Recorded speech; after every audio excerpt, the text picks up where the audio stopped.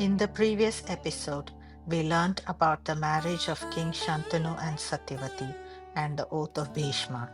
In this episode, we shall learn about the curse of Princess Amba and how it sealed Bhishma's fate in the Great War. After their marriage, Satyavati and Shantanu lived happily in the palace of Hastinapur. In time, they begot two sons, Chitrangada, brave but reckless, and Vichitravirya, weak and prone to overindulgence. Bhishma, who had taken a vow previously to remain celibate and forgo the throne, saw his brothers as the future of the Kuru dynasty. He was particularly invested in ensuring that they were prepared to rule and uphold the kingdom's legacy. Chitrangada, the elder of the two, was groomed as the next king. Vichitravirya, the younger, was also taught the ways of statecraft and warfare. Both princes grew up under Bhishma's guidance, learning all the necessary skills of kingship. After King Shantanu's death, the throne of Hastinapur passed to his son Chitrangada, the fierce warrior trained and raised by Bhishma. But peace is short-lived.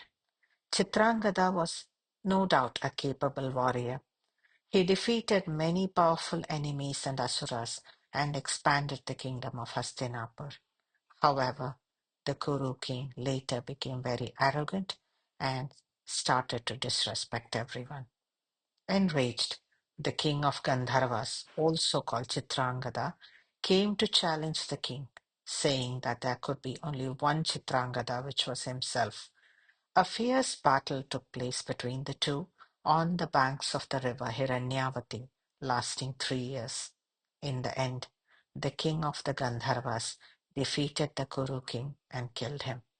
Satyavati and Bhishma were extremely sad to learn of Chitrangada's death.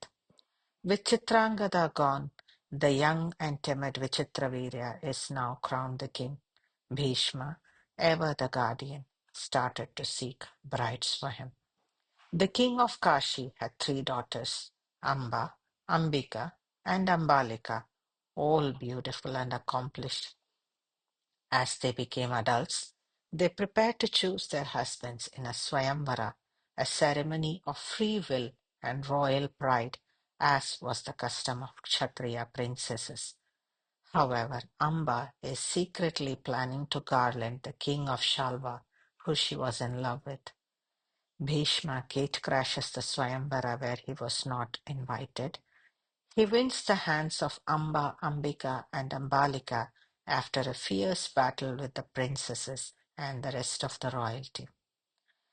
He takes them to Hastinapur, and after reaching Hastinapur, Amba tells him thus, O Bhishma, I have already chosen the king Shalva.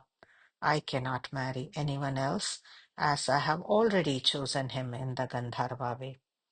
Bhishma says stoically, Devi, then please return to him. I shall not stand in the way of your love.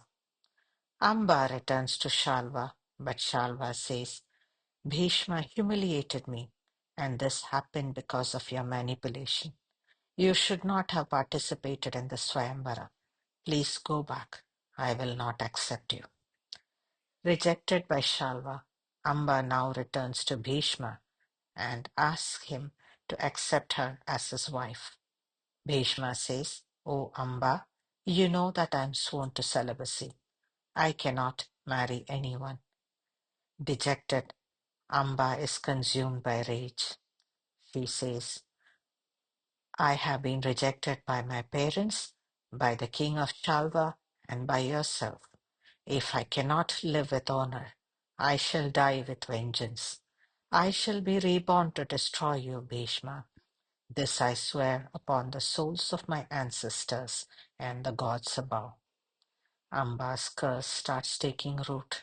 She vows to return, not as a woman, but as a warrior who will bring Bhishma down. This begins the story of Amba's transformation from princess to warrior, from victim to avenger. Her curse will one day pierce Bhishma's invincible armor, and the seeds of the war are sown. The story of Amba shows that thoughtless actions lead to devastating consequences. It also shows that focusing on revenge can cause prolonged suffering for the victim, who then becomes consumed by their desire for vengeance, ultimately harming themselves more than the original perpetrator.